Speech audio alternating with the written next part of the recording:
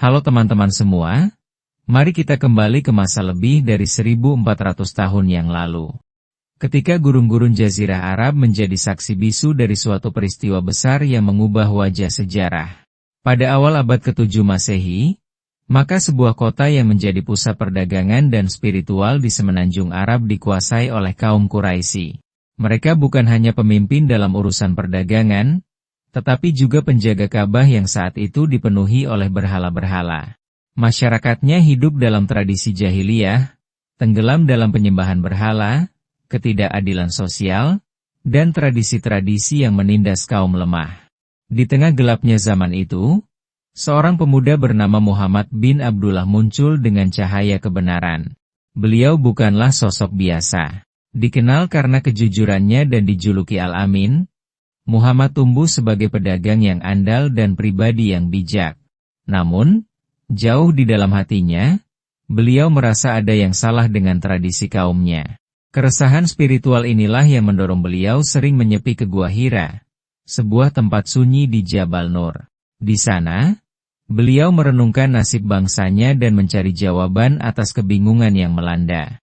Hingga akhirnya, pada suatu malam yang penuh berkah, malam 17 Ramadan, langit yang sunyi di Gua Hira disibak oleh kehadiran malaikat Jibril. Dengan penuh wibawa, Jibril menyampaikan wahyu pertama. Bacalah dengan nama Tuhanmu yang menciptakan. Ayat-ayat ini bukan hanya awal dari kitab suci Al-Quran, tetapi juga awal dari perjuangan panjang Nabi Muhammad dalam menyampaikan risalah Tauhid. Sejak saat itu, kehidupan Nabi Muhammad berubah selamanya. Namun, jalan dakwah ternyata penuh duri. Kaum Quraisy, yang merasa kekuasaan mereka terancam, segera melancarkan perlawanan. Mulai dari cemoohan hingga penyiksaan terhadap para pengikut beliau. Di tengah tekanan ini, Allah memerintahkan para pengikut Nabi untuk hijrah ke Madinah. Di kota baru itulah, masyarakat Muslim mulai menata kehidupan yang lebih teratur, mendirikan masjid, dan menyusun aturan-aturan sosial berdasarkan wahyu ilahi. Di tahun kedua setelah hijrah, turunlah perintah yang akan menjadi tonggak penting dalam ajaran Islam, yaitu puasa di bulan Ramadan. Wahyu ini terdapat dalam surat Al-Baqarah, yang memerintahkan umat Islam untuk berpuasa, sebagai sarana mendekatkan diri kepada Allah, dan merasakan penderitaan kaum miskin. Sebelumnya, umat Islam memang sudah mengenal puasa Asyura. Tetapi kali ini, maknanya jauh lebih dalam. Perintah puasa ini datang bukan tanpa alasan. Madinah, yang baru saja menjadi pusat komunitas Muslim, tengah bersiap menghadapi ancaman besar dari kaum Quraisy yang tidak terima dengan berkembangnya Islam. Puasa menjadi sarana untuk menguatkan jiwa, menahan hawa nafsu, dan mempersiapkan diri untuk menghadapi ujian yang lebih besar. Sebuah latihan spiritual yang bukan hanya soal menahan lapar dan dahaga, tetapi juga mendisiplinkan hati dan pikiran. Perintah puasa Ramadan bukan hanya untuk memenuhi kewajiban, tetapi juga untuk membangun kekuatan batin dalam menghadapi segala tantangan. Dan dalam perjalanan ini, kita akan melihat bagaimana puasa bukan hanya sebuah ritual, tetapi juga sebuah strategi spiritual yang mengubah wajah peradaban Islam. Setelah perintah puasa Ramadan turun di tahun kedua Hijriah, kaum muslimin di Madinah menyambutnya dengan penuh ketaatan, meski belum pernah merasakan ibadah yang seberat ini. Sebelum perintah ini, mereka hanya mengenal puasa Asyura, yang berlangsung sehari saja. Namun kali ini, mereka diperintahkan untuk menahan lapar, dahaga, serta hawa nafsu dari terbit fajar hingga terbenam matahari selama sebulan penuh. Bagi mereka yang baru saja merasakan sedikit ketenangan setelah hijrah, ini bukan perkara mudah.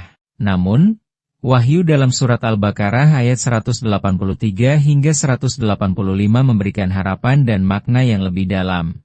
Wahai orang-orang yang beriman, diwajibkan atas kamu berpuasa sebagaimana diwajibkan atas orang-orang sebelum kamu agar kamu bertakwa. Di balik perintah ini, tersirat pesan penting, bahwa puasa bukanlah sekedar ritual, melainkan latihan disiplin diri untuk menghadapi ujian yang lebih besar. Dan memang, tidak lama setelah perintah puasa turun, awan gelap perang mulai berkumpul di Cakrawala. Kabar tentang kafilah dagang Quraisy yang dipimpin Abu Sufyan, yang membawa harta melimpah dari Syam ke Makkah, sampai ke telinga kaum muslimin. Kafilah ini bukan sekadar rombongan dagang, tetapi ia menjadi simbol kekuatan ekonomi kaum Quraisy, yang terus berusaha menghancurkan Islam. Nabi Muhammad SAW, yang menyadari ancaman ini, memutuskan untuk menghalangi kafilah tersebut.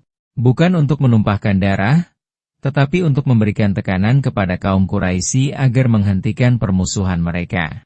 Dengan hanya sekitar 313 orang yang bersenjata seadanya, sebagian besar dari mereka tengah berpuasa, pasukan Muslim berangkat menuju Sumur Badar, sebuah tempat strategis di jalur kafilah. Namun, Abu Sufyan yang cerdik, berhasil mengirim utusan ke Makkah. Mendengar kabar itu, kaum Quraisy langsung mengirimkan pasukan besar, berjumlah 1.000 orang, lengkap dengan senjata dan perlengkapan perang. Tujuan mereka jelas, yaitu ingin menghancurkan kaum muslimin hingga tak bersisa.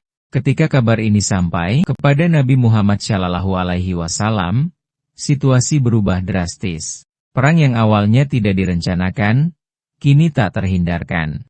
Kini sampai pada titik paling mendebarkan dari kisah ini Perang Badar, pertempuran yang bukan hanya menentukan nasib kaum muslim di Madinah, tetapi juga masa depan Islam di seluruh Jazirah Arab. Bayangkanlah, fajar baru saja menyingsing di gurun Badar.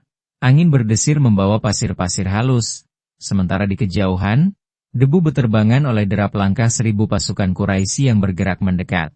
Di sisi lain, hanya ada 313 orang dari kaum muslimin. Banyak dari mereka masih berpuasa, bersenjata seadanya, bahkan beberapa hanya membawa pelepah kurma yang diruncingkan. Di tengah keterbatasan itu, Nabi Muhammad SAW berdiri tegak, memberi semangat kepada para sahabat. Beliau mengatur formasi pasukan dengan cermat, menempatkan mereka di posisi strategis, menguasai sumur-sumur di Badar agar musuh kehausan. Beliau tidak hanya bertindak sebagai seorang rasul, tetapi juga seorang jenderal yang bijaksana. Sebelum pertempuran dimulai, Nabi Muhammad kembali berdoa dengan penuh kehusyukan. Ya Allah, penuhilah janjimu kepadaku. Ya Allah, jika pasukan kecil ini binasa hari ini, tidak akan ada lagi yang menyembahmu di muka bumi ini. Dan ketika matahari semakin meninggi, perang pun pecah. Anak panah pertama melesat, menggurat langit Badar. Suara pedang beradu dengan riuh takbir menggetarkan medan laga.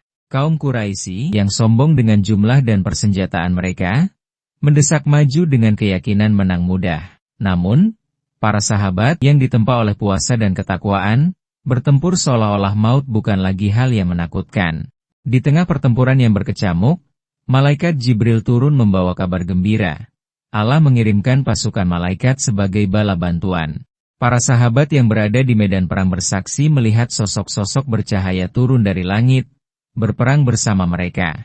Ini bukan hanya soal fisik, tapi tentang keyakinan yang begitu kokoh bahwa pertolongan Allah itu nyata. Sebuah momen yang mengguncang semangat pasukan Quraisy. Abu Jahal, pemimpin Quraisy yang paling keras menentang Islam, akhirnya tewas di tangan dua pemuda Ansyar. Sosok yang selama ini menjadi simbol kesombongan dan permusuhan akhirnya tersungkur di pasir Badar.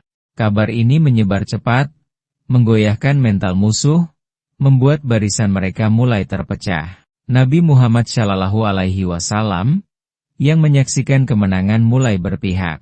Beliau segera memerintahkan para sahabat untuk tidak lengah, melarang mereka mengejar musuh yang melarikan diri, dan mengumpulkan tawanan dengan penuh kehati-hatian. Ada sekitar 70 prajurit Quraisy yang tewas, termasuk para pemimpin mereka, sementara 70 lainnya ditawan. Sebaliknya, hanya 14 orang dari kaum muslimin yang gugur sebagai syuhada. Perang Badar bukan hanya kemenangan militer. Itu adalah bukti bahwa kekuatan sejati terletak pada iman dan ketakwaan, bukan pada jumlah atau senjata. Kaum muslimin yang sebelumnya dianggap lemah dan terpojok, kini berdiri dengan kepala tegak. Keputusan Nabi Muhammad ini bukan hanya menunjukkan kebijaksanaan, tetapi juga sebuah pesan bahwa Islam bukan agama yang haus darah, melainkan membawa rahmat bagi seluruh alam. Kemenangan di Badar menggemparkan seluruh Jazirah Arab. Kaum Quraisy yang selama ini mendominasi Makkah mulai kehilangan wibawa. Setelah debu perang Badar mereda, kemenangan kaum muslimin menjadi kenyataan yang tak terbantahkan. Kemenangan yang bukan hanya soal jumlah musuh yang tewas, atau tawanan yang berhasil ditangkap, tetapi, lebih dari itu adalah kemenangan iman atas kekufuran, ketaatan atas kesombongan. Di Madinah, berita kemenangan ini disambut dengan sujud syukur dan takbir yang menggema. Kaum muslim, yang selama ini hidup dalam tekanan dan ancaman, merasa bahwa pertolongan Allah benar-benar nyata. Namun, kemenangan ini juga membawa tanggung jawab besar. Para tawanan Quraisy yang ditangkap, diperlakukan dengan baik, bahkan Nabi Muhammad SAW memberikan pilihan. Mereka bisa bebas, dengan menebus diri, atau bagi yang bisa baca tulis, mengajar anak-anak kaum muslim. Keputusan ini bukan hanya soal belas kasih, tapi juga strategi jangka panjang untuk meningkatkan pendidikan di kalangan umat Islam. Dari sini, kita bisa melihat bahwa Rasulullah tidak hanya berpikir tentang kemenangan militer, tetapi juga tentang masa depan umat. Di sisi lain, kaum Quraisy yang kembali ke Makkah, membawa cerita kekalahan yang memalukan.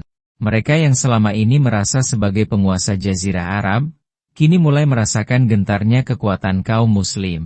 Abu Sufyan, yang selamat dari pertempuran, bersumpah untuk membalas dendam.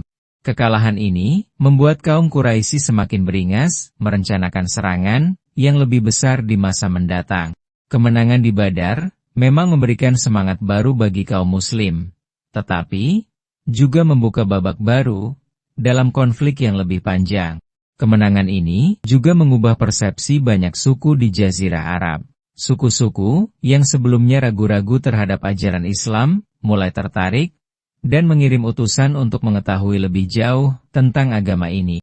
Mereka melihat bahwa kaum muslim bukan sekadar sekumpulan orang yang terpojok di Madinah, tetapi sebuah komunitas yang dipimpin oleh seorang pemimpin yang bijak dan memiliki pertolongan ilahi. Dengan ini pengaruh Islam mulai menyebar lebih luas. Perintah puasa Ramadan yang turun sebelum pertempuran bukan lagi dipandang sebagai beban, tetapi sebagai rahasia kekuatan yang membentuk keteguhan jiwa kaum muslim. Mereka merasakan langsung bagaimana puasa mengajarkan disiplin, kesabaran, dan keberanian untuk menghadapi musuh yang lebih besar. Solidaritas sosial juga semakin kuat. Zakat fitrah yang diwajibkan sebelum Idul Fitri, memastikan tidak ada seorang pun yang kelaparan saat hari kemenangan tiba. Perayaan Idul Fitri yang pertama kali dirayakan setelah Perang Badar, bukan hanya pesta usai berpuasa, tetapi simbol kemenangan atas hawa nafsu dan rasa syukur atas pertolongan Allah. Teman-teman semua, dari sini kita belajar bahwa kemenangan sejati bukanlah akhir dari perjalanan, melainkan awal dari tanggung jawab yang lebih besar. Nabi Muhammad SAW tidak larut dalam kebahagiaan kemenangan. Beliau segera memperkuat pertahanan Madinah, memperbaiki hubungan dengan suku-suku di sekitar, dan terus mendidik para sahabat agar lebih memahami ajaran Islam. Setiap kemenangan dijadikan pelajaran untuk memperkuat iman, bukan untuk berbangga diri. Bulan Ramadan yang sebelumnya hanya dikenal sebagai bulan puasa, kini dikenang sebagai bulan kemenangan, bulan penuh berkah, bulan di mana perintah-perintah Allah terbukti mampu mengubah sejarah. Puasa bukan lagi sekadar kewajiban, tapi sumber kekuatan yang mengajarkan bahwa kemenangan itu datang ketika kita mampu menundukkan hawa nafsu dan menyerahkan segala urusan kepada Allah.